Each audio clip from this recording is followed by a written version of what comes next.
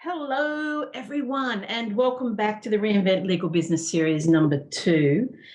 In this series, as those of you will know who have joined us for other ones, and thank you for that, we're exploring from a global perspective new themes that have emerged in our legal ecosystem and those that have changed or expanded. So we're kind of looking at that whole change vibe that's happening at the moment in particular.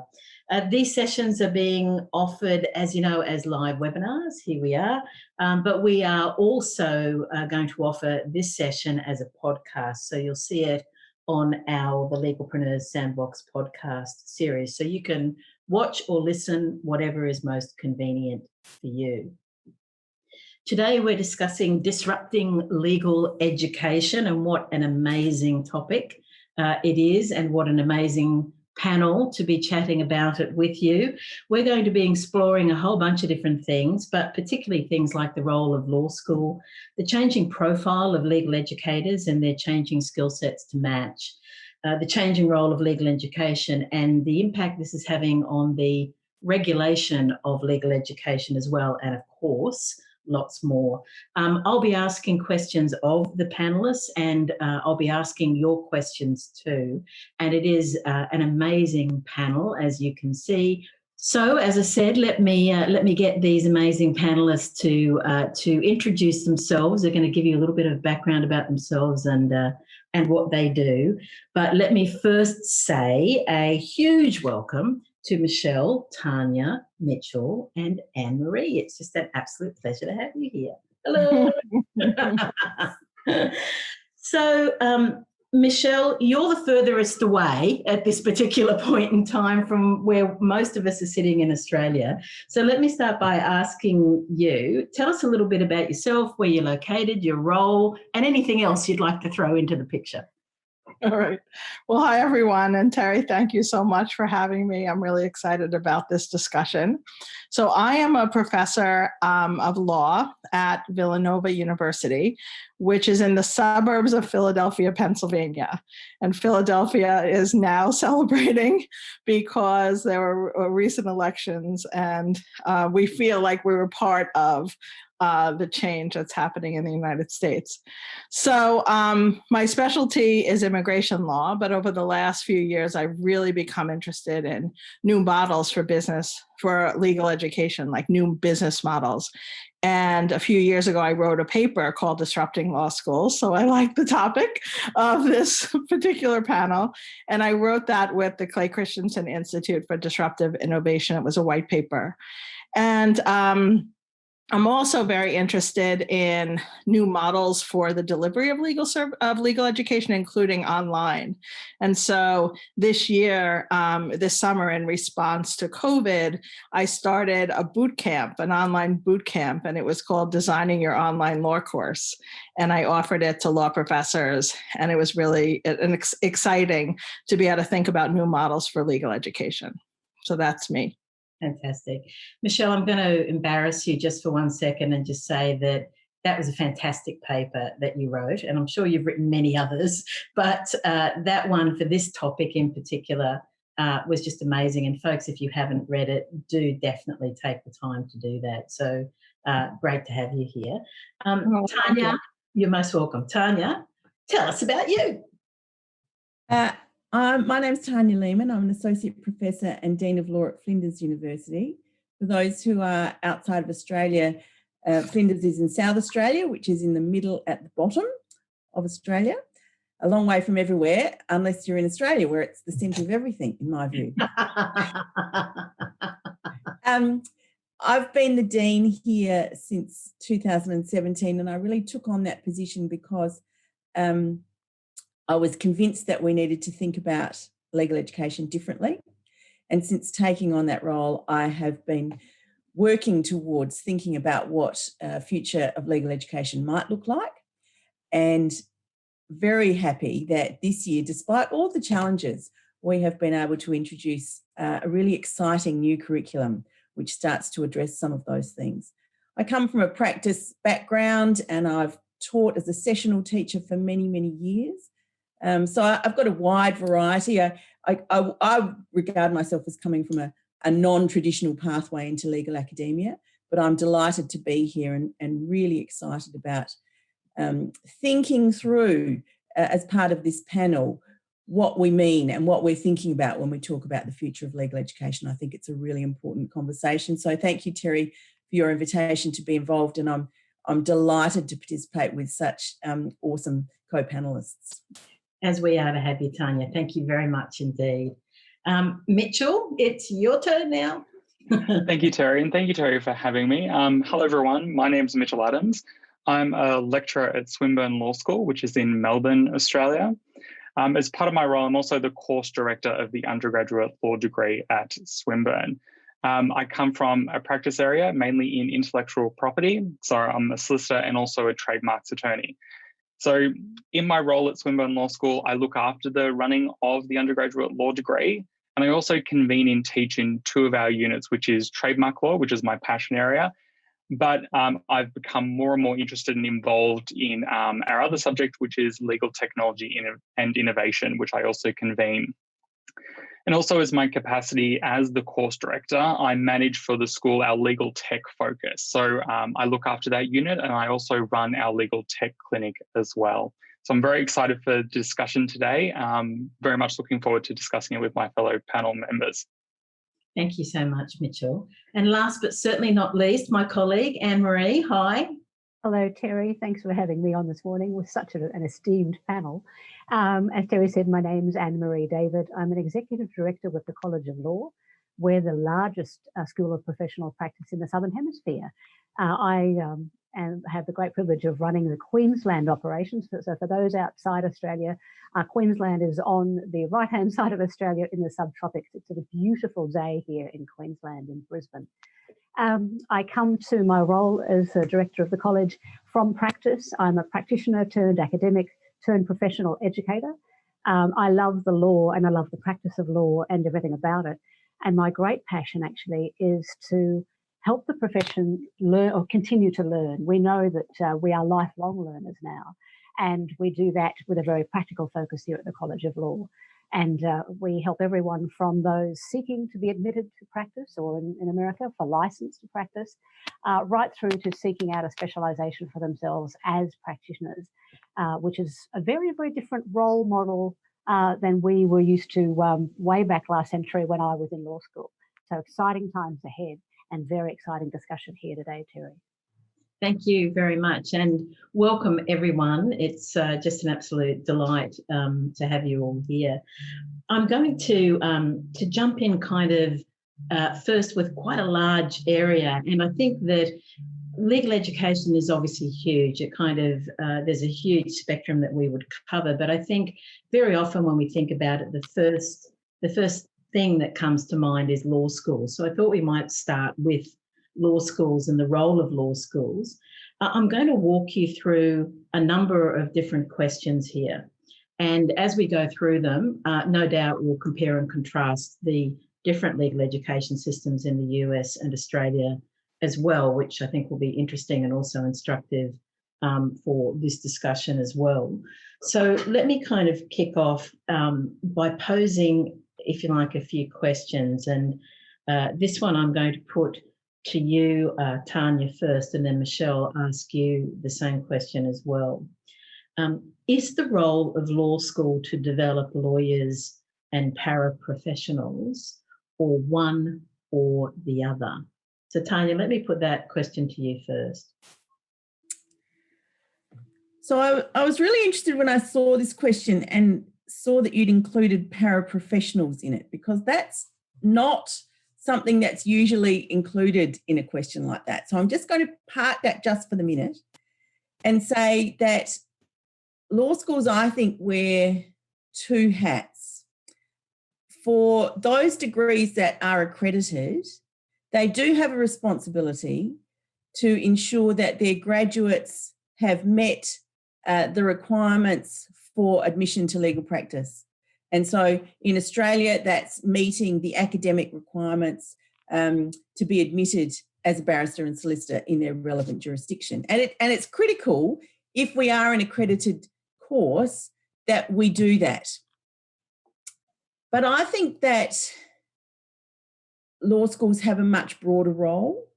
And I think critical to that is educating citizens who understand the role of law in our world, who can engage critically with it, who can have what's really a privilege, those years at law school, to think about what could be changed and why and how, and the role of law and how we might understand that and how we might frame that in a world that's changing constantly. It has always been changing, but that pace of change is getting bigger. Now, that's a much broader role than producing people with a particular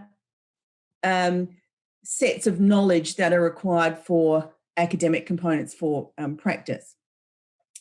Your question, sorry, and before I move on, I'd say I think that law schools are a critical part of increasing legal literacy in our society.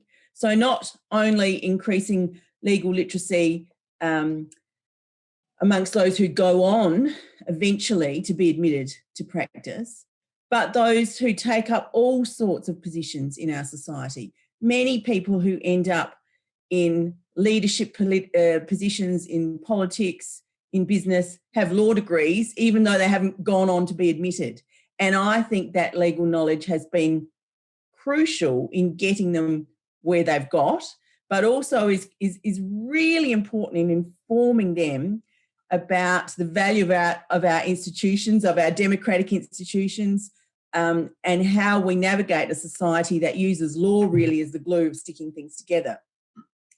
And I'll just make this comment about your question. So you've asked, is the role of law school to develop lawyers and paraprofessionals? I don't think in the past law schools have at all engaged with the notion of developing paraprofessionals.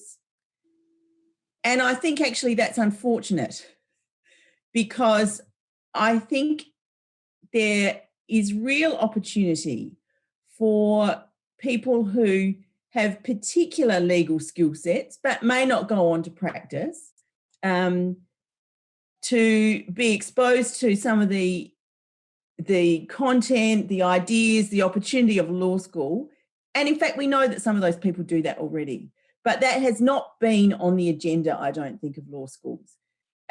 Interestingly, here in South Australia, and I'll finish with this, we have had conveyancers doing conveyancing work for over 30 years.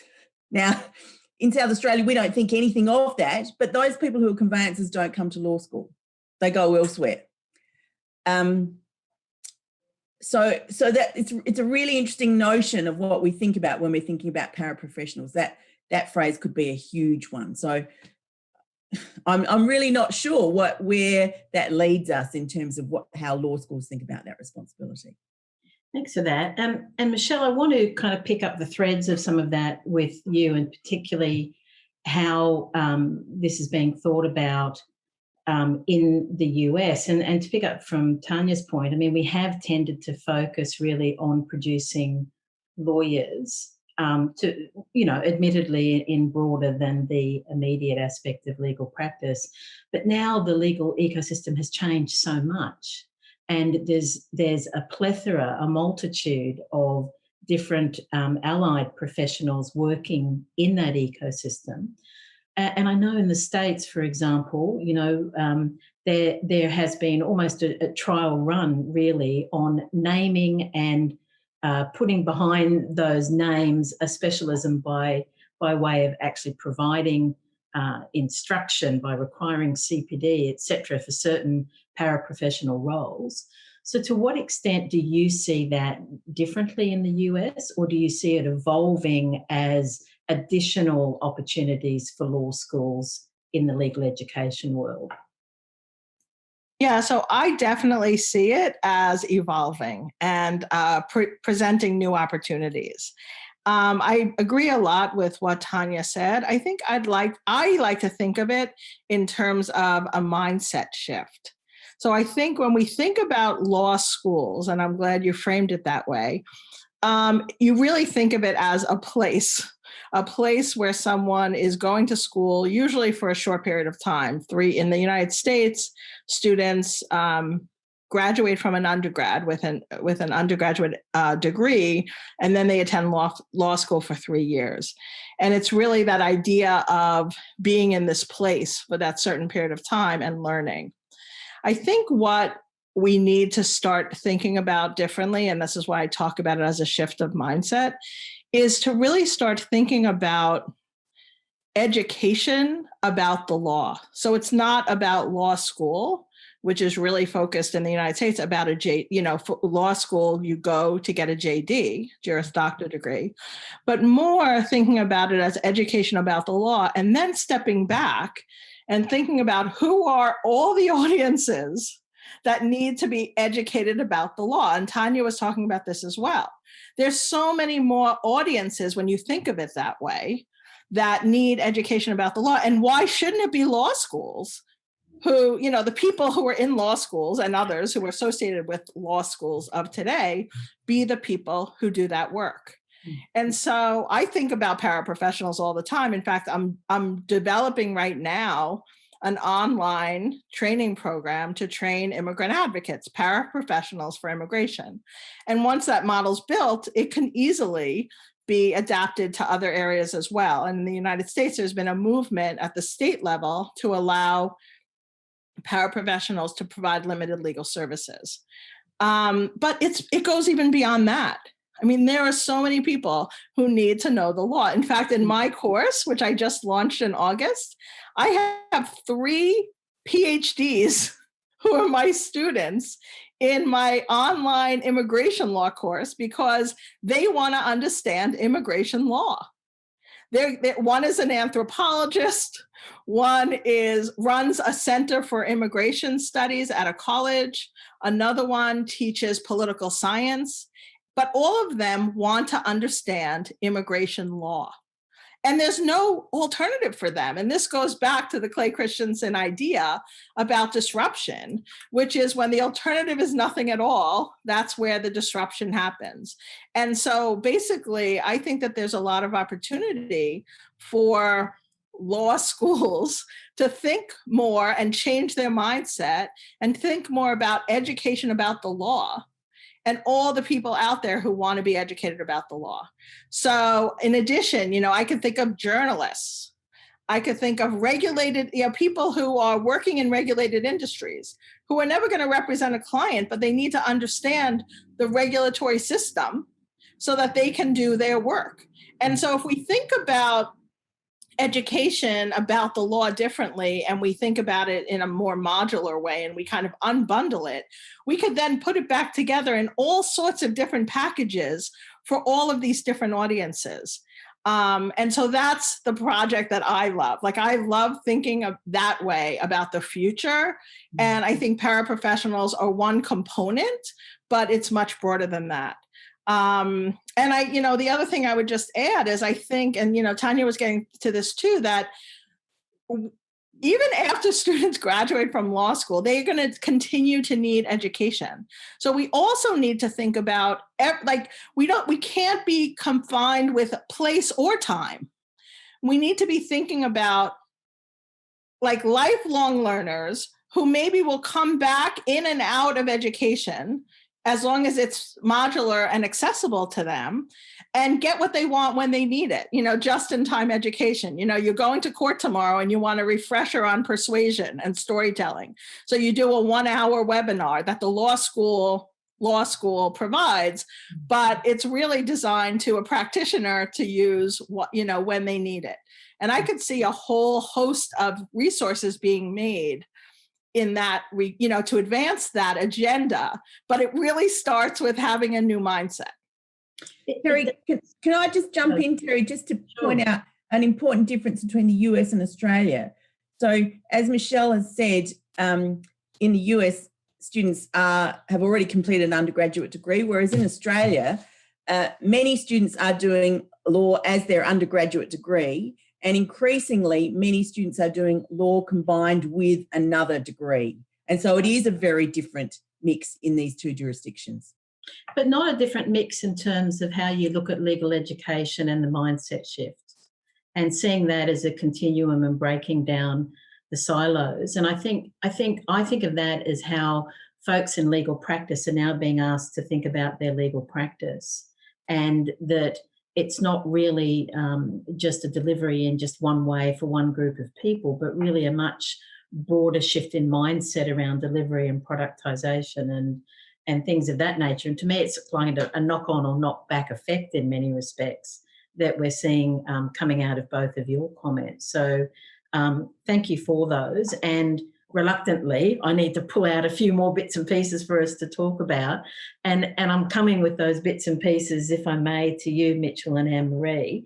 And we've gone broad, but I want to go kind of narrow again for just a second and focus just on lawyers, because I know that a lot of the folks that are with us today are focused on educating lawyers and in law schools.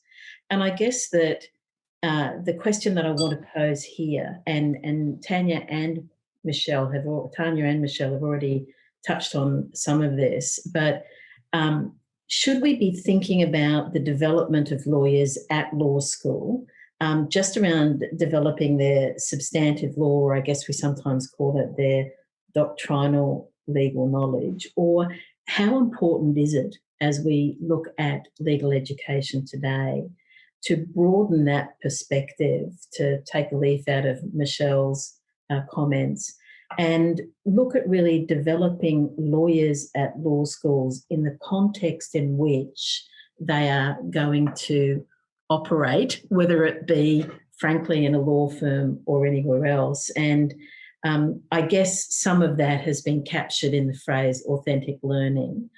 So Michele, let me come first to you, and then Ann-Maree, I'll come to you next. So Michele, what are your thoughts about that?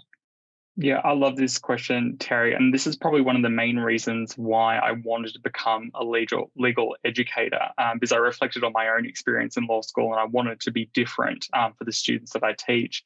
And I think it's important to do both, to build up the doctrinal legal knowledge as well as develop it in the context in which it will be used, because I think they go hand in hand. I think when students learn about how it's actually applied in the real world, in that sort of authentic learning model, they get a deeper understanding of the doctrine that we're actually teaching them. And they feel a lot more empowered once they do it.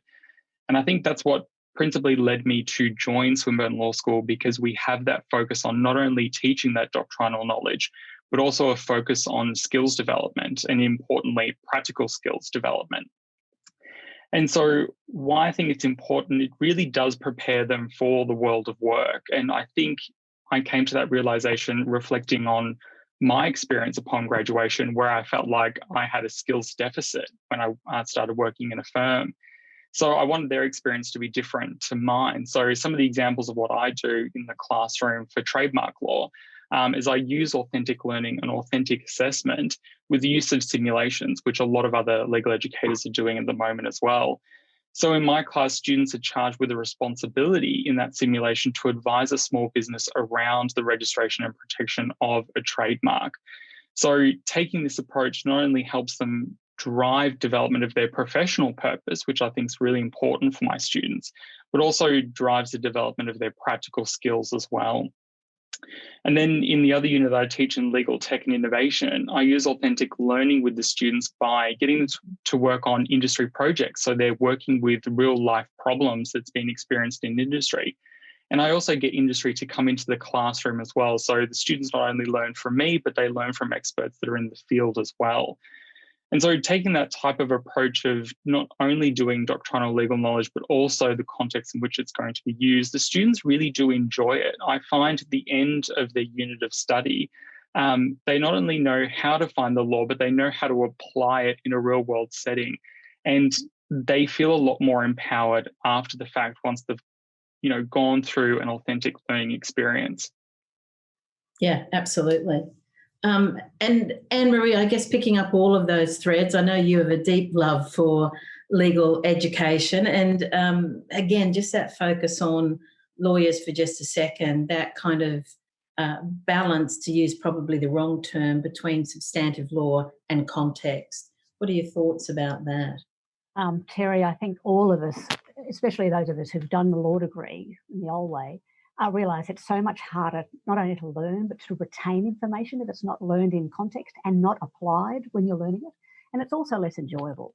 Let's be real. You know, you want lawyers to enjoy what they're doing. We're dealing with anxiety, and I'll go there in a second. But we want to make sure they're enjoying what they're learning and also looking forward to becoming practitioners.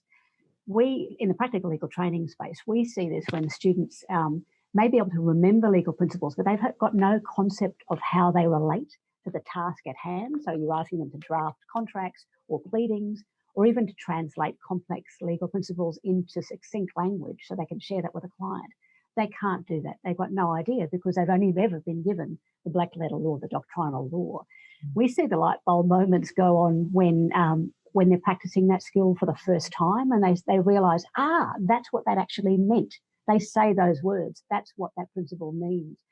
So I think it's absolutely essential that we turn our minds to giving them that practical element.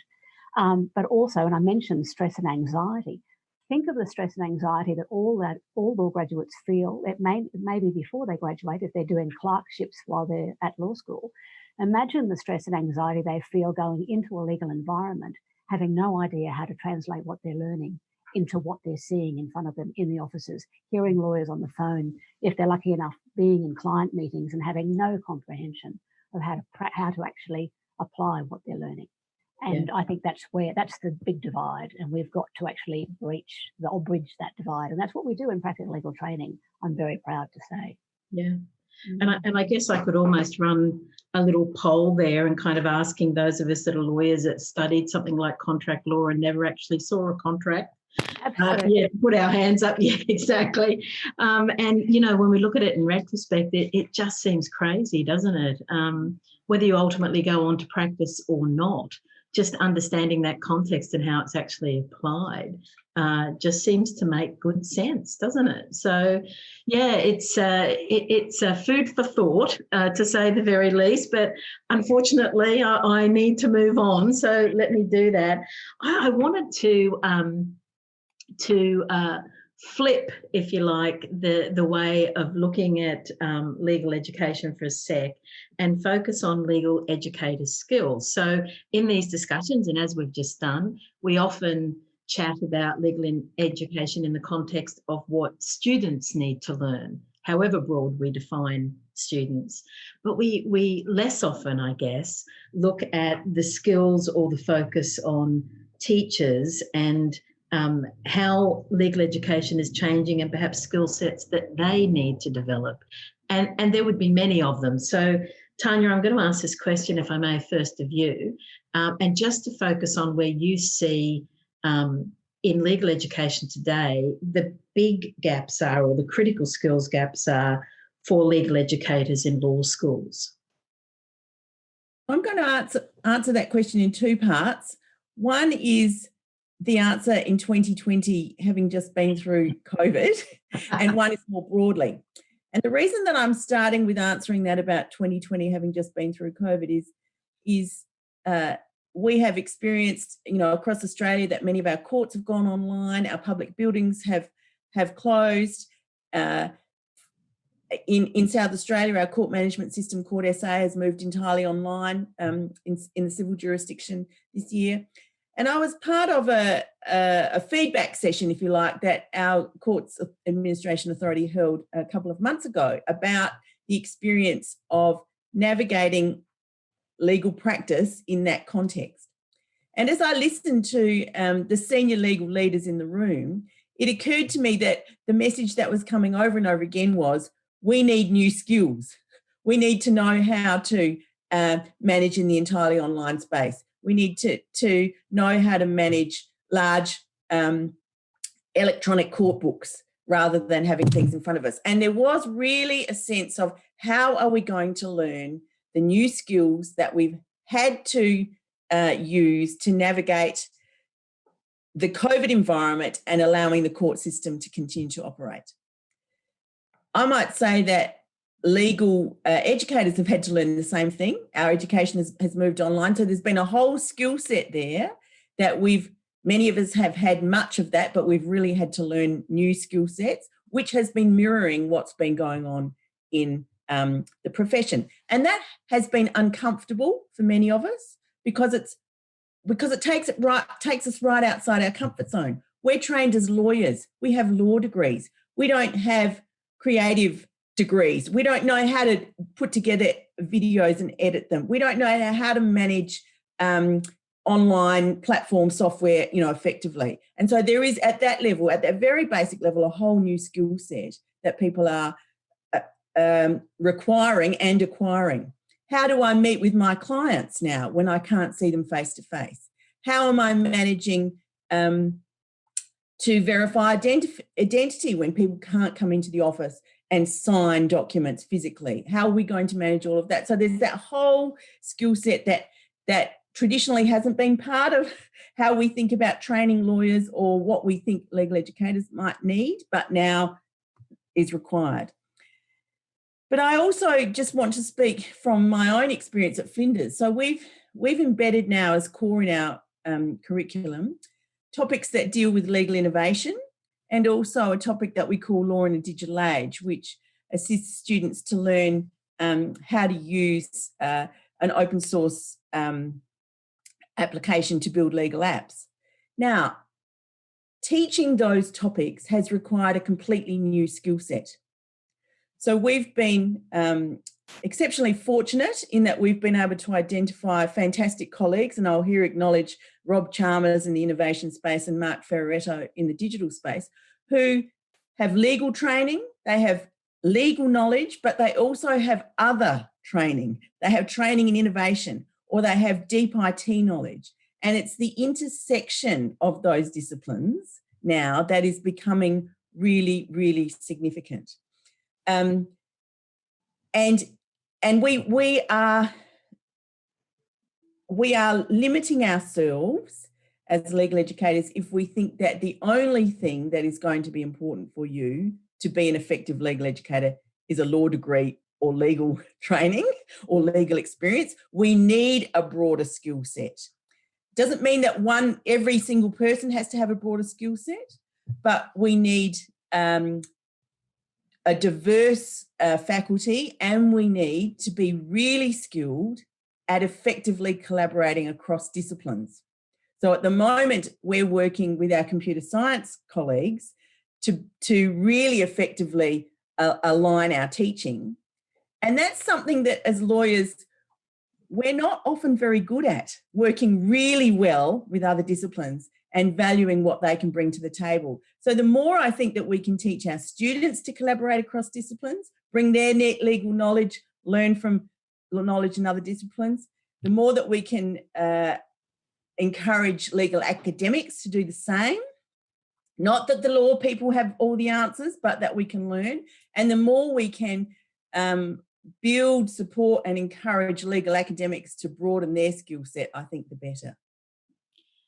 Thank you for that. And Michele, I wanted to flip to the US for a second, just to ask you to come into the discussion here. And I guess what the comment that I'm about to make is pretty true globally.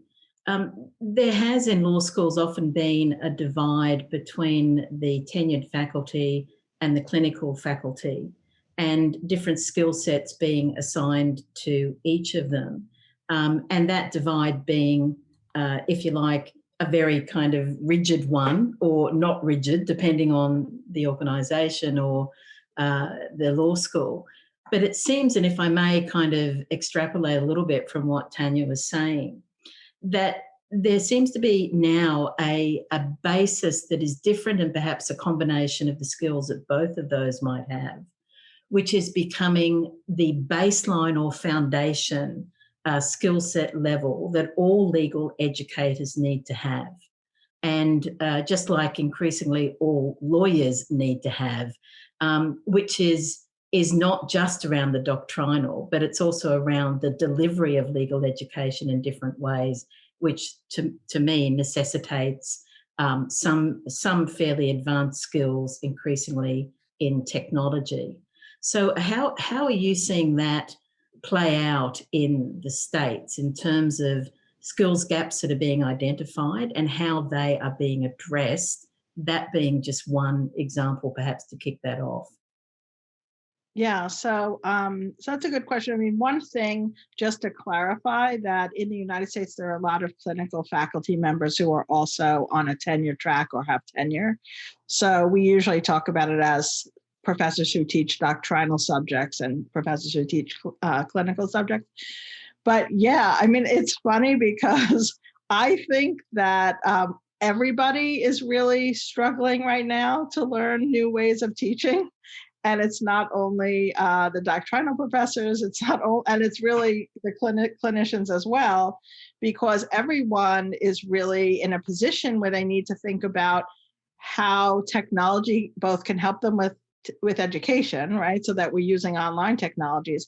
But even in the clinics, it's been really interesting to see how there are people in clinical education who need to figure out how to use technology to work with their clients. So, lawyers generally haven't really thought that much about using technology to interact or to work effectively with clients.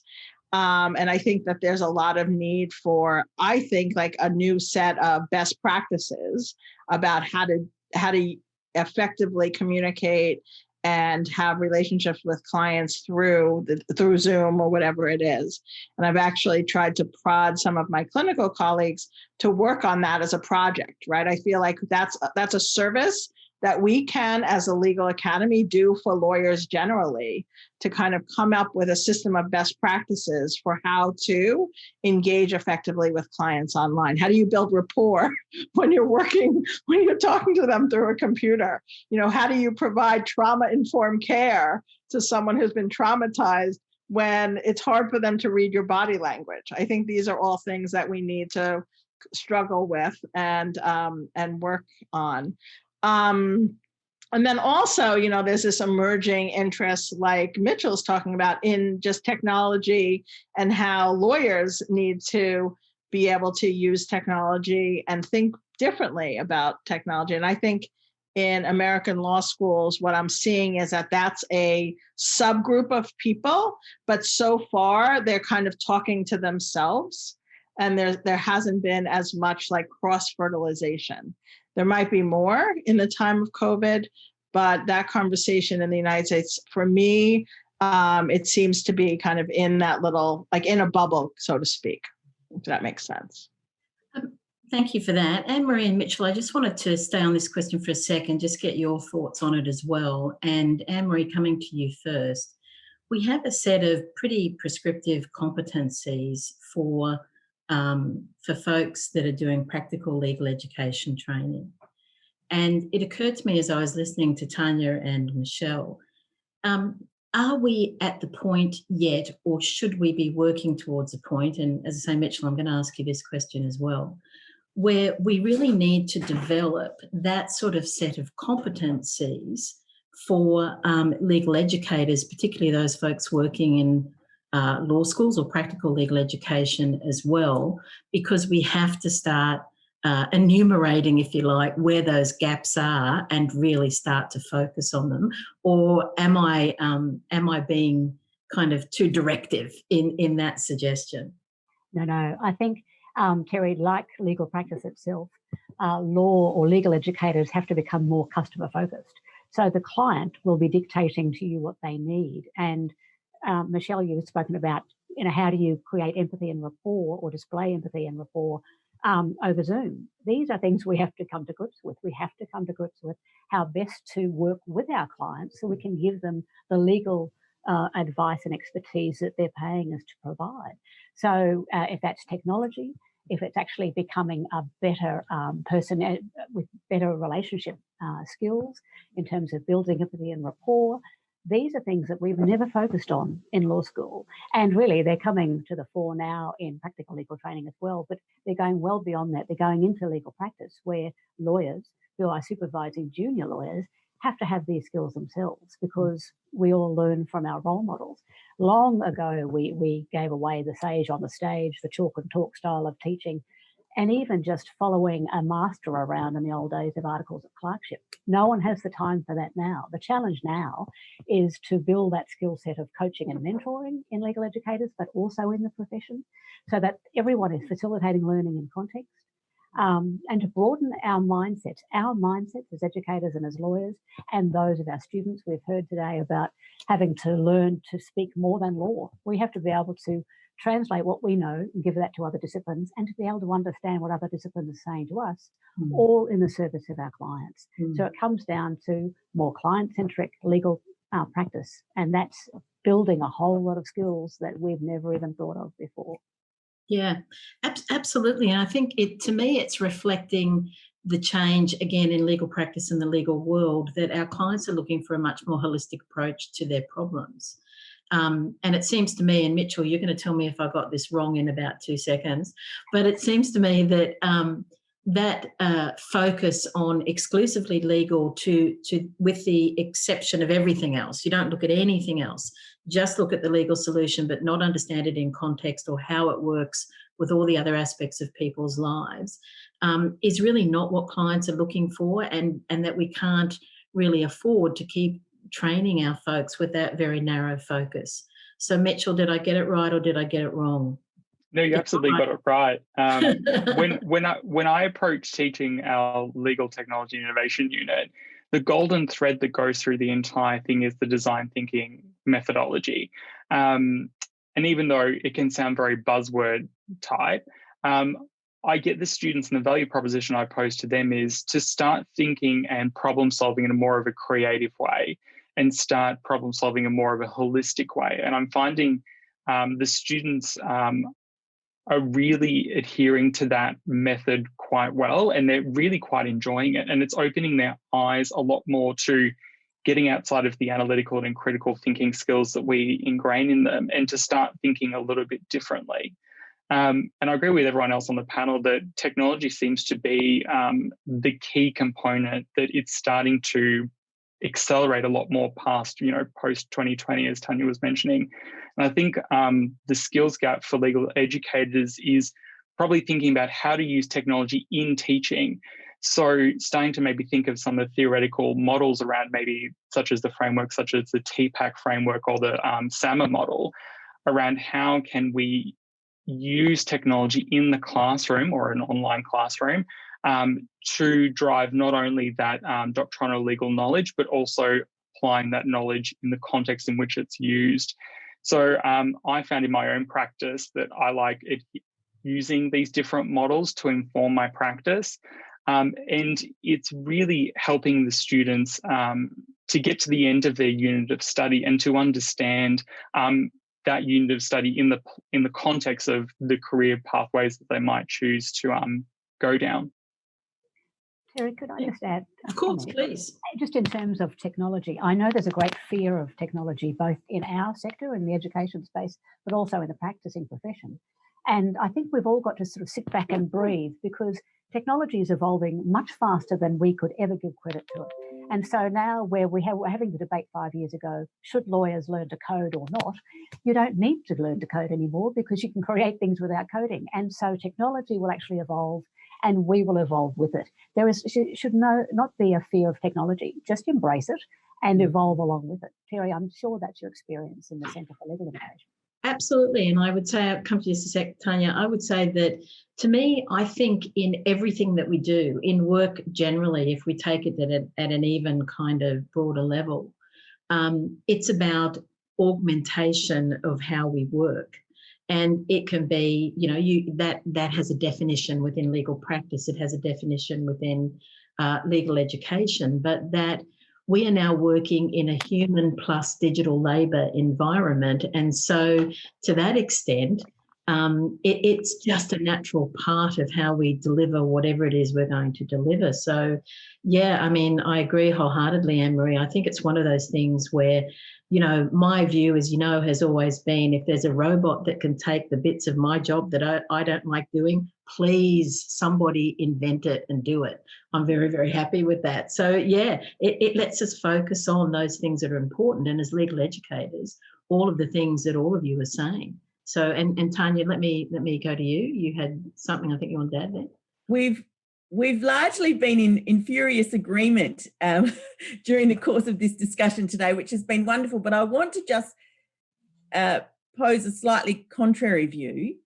I'm not sure that law schools really do just have the narrow doctrinal focus that Ann-Maree mentioned before. I mean, in my law degree, we embed practical legal skills across our degree, and I'm aware, and we have a combined Bachelor of Laws and Legal Practice, so our practical legal training's embedded, and I'm aware of a number of other law schools who increasingly embed skills right across the degree. And I think it's fair to say that in 2020, many law degrees in Australia would have a lot more practical components, even if they don't embed practical legal training, than perhaps they did 10 years ago or 15 years ago, and certainly 20 years ago. So I think there has been a significant change. And I also would take a different view around the comments that were just made earlier about training students with a narrow focus. I think we have a responsibility, as has been discussed, to equip students who are going to go into multiple pathways. And I think there are many, many good law schools in Australia who really do have that broad focus. And the one piece that hasn't yet been mentioned today in our conversation is access to justice.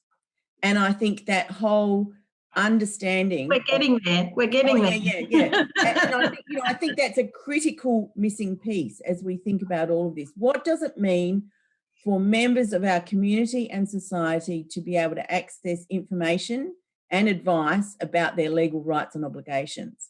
And how we respond to that critical need is changing. And I think law schools have to navigate that as well. Yeah, absolutely, and have a huge role to play there, I think, in collaboration with industry, by the way. I don't think it's one of those things that law schools have to do by themselves, but there's a huge opportunity to collaborate with industry there. And I want to come back to that point, but I want to pick up a question, if I may, for 1 second, direct this one to you, Michele, and I'm going to paraphrase, if I may. The reason that I'm directing it to you is because I know this was an issue that you addressed in the paper that we spoke about at the beginning of the session, and that is this. Very often, a lot of what we've been talking about here in terms of thinking about legal education differently and approaching it really has a very focused, student-centred, if you like, teacher learning focus. Whereas we've seen very often that higher education institutions, and law schools being no different, are often funded, rewarded and ranked based upon their research output, not based upon the focus on student learning, if you like. And as I say, I know that was a particular item that you picked up in your paper, and I'm sure thought very much about that. What are your thoughts about that? Is that therefore a systemic issue that would need to be addressed in order for much of what we've been talking about today to become a broad-based reality? Yeah, so that's really interesting. And I've thought about it actually from various perspectives.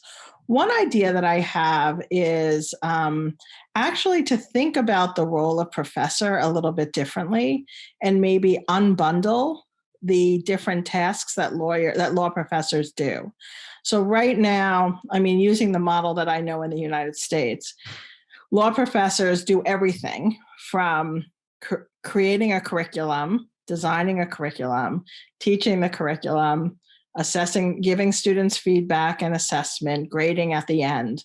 And there are a lot of parts of that process, I think, that could be unbundled, or we could use technology to free up people's time. I think that there's a lot of value in scholarship. I mean, I'm a tenured professor and I write a lot, and I feel that engaging deeply in the subjects that I write about helps me as a teacher and helps me, to think about in my role in terms of, helping society, right? Like I feel very privileged to be a law professor. And I feel like part of it is I should be spending some of my time to give back and to really think deeply about certain ideas. So there's certainly a value in scholarship. But is it possible that my life could be changed a little so that I could like unbundle what I do and do the part of the law professor job that I do best, but then maybe have other people doing the other parts, or technology doing the parts? I mean, that's why, in a way, I love online education, because I can make a really good video and I can make it once and then use it again and again and again. And that saves me time, because I'm not repeating the same, quote unquote, I don't lecture, but even if it's a 7-10 minute thing, I'm doing it online once rather than repeating it year after year. And if I put it online, I can even make it available to other professors, and they can incorporate it into their classrooms. I think the same with assessments. You know, there are a lot of tools that we could create where we could give students feedback on what they're learning and maybe have it be assessed either through a computer or through somebody who's not me, if I give them like an answer code or something. So that's where I would go with that question. I would think about thinking about how professors use their time. And is there something about how they use their time that could be changed because of technology or because of the business model? And keep the emphasis on scholarship, but supplement it with a different kind of change in teaching. If that makes sense. But it might also be a redefinition of what scholarship is, no? That's also effectively what you're saying, right? So Right. it's not only about the 15,000 word refereed journal articles, but it's about other contributions to our changing environment as well.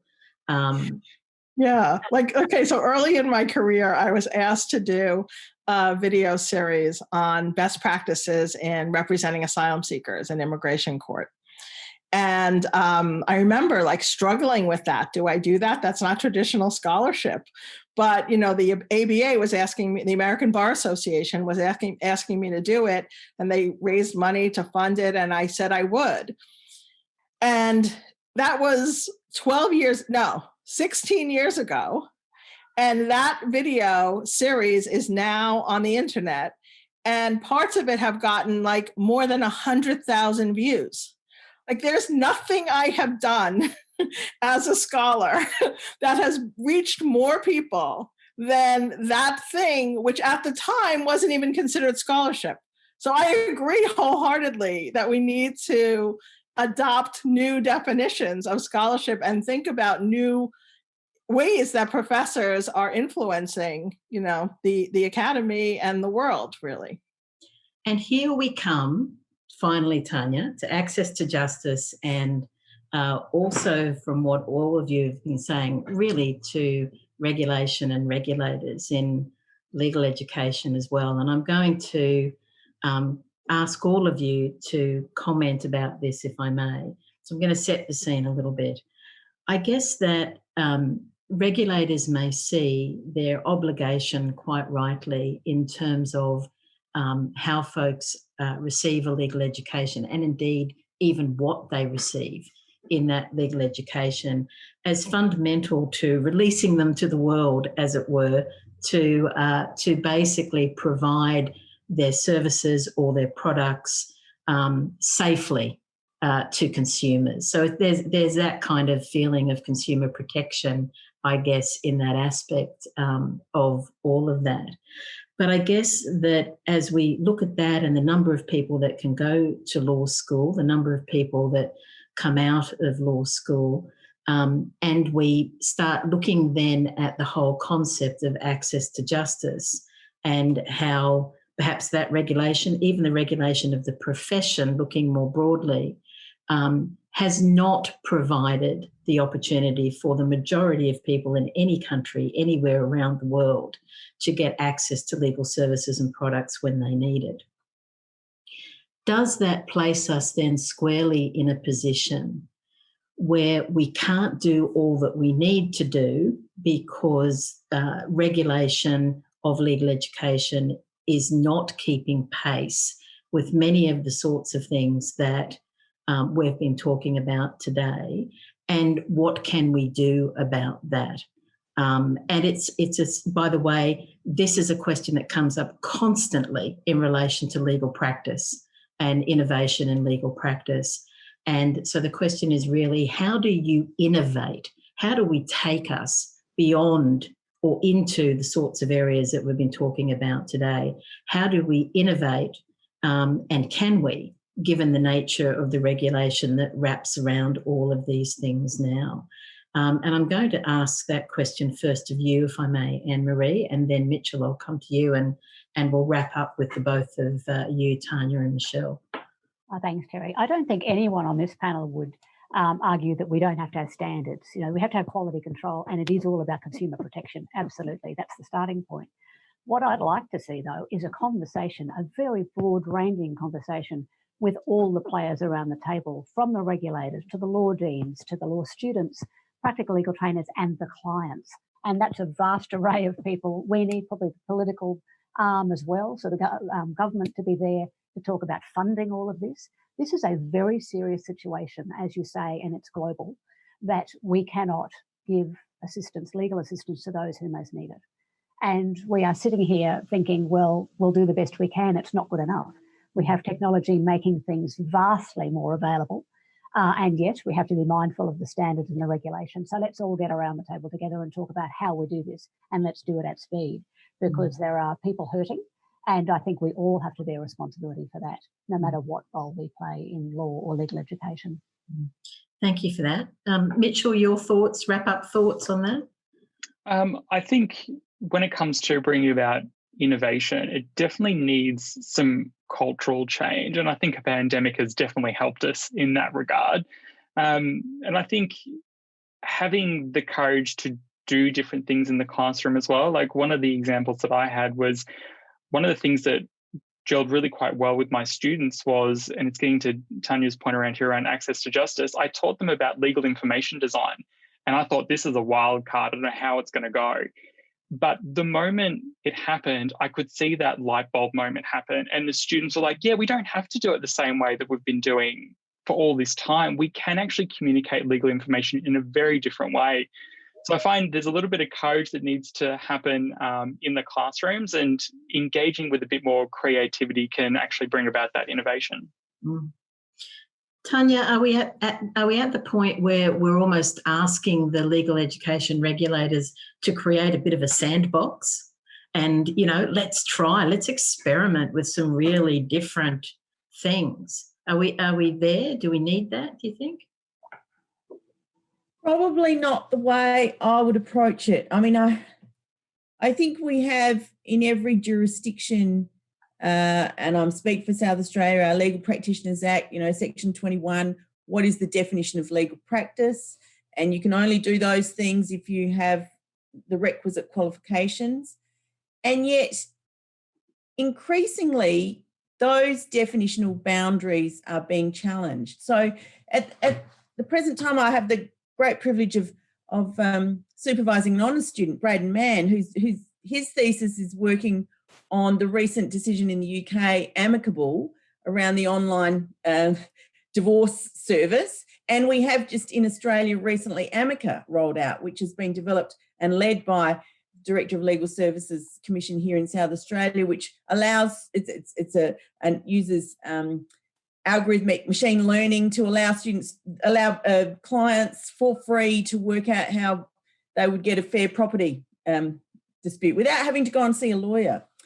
And so we have a situation that means that we've got things that are happening on the borders of what we've previously regarded as legal practice, filling out documents to get a divorce, say, or advice about what your property settlement's likely to be or could be or is fair, that are being done now by people without law degrees. So I think it raises for us a really interesting question, going back to Ann-Maree's point, if this is all about protecting consumers, and that is a very, very important point, then what things do we need to do to ensure that consumers are protected? And how do we do that? And how does that fit with what we're teaching people?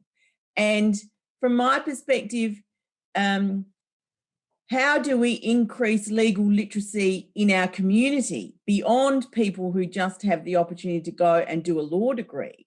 Because as more and more people have more information about the law and how it impacts their lives, that will really have a significant change on how people engage with the law, how people resolve disputes, how people understand their own rights and can navigate through it. And so for me, there's these issues around definitions which keep coming up. What does that once, clear black line look like now, given that we have new opportunities, new ways of thinking about things, new ways of doing things that are happening whether lawyers like it or not?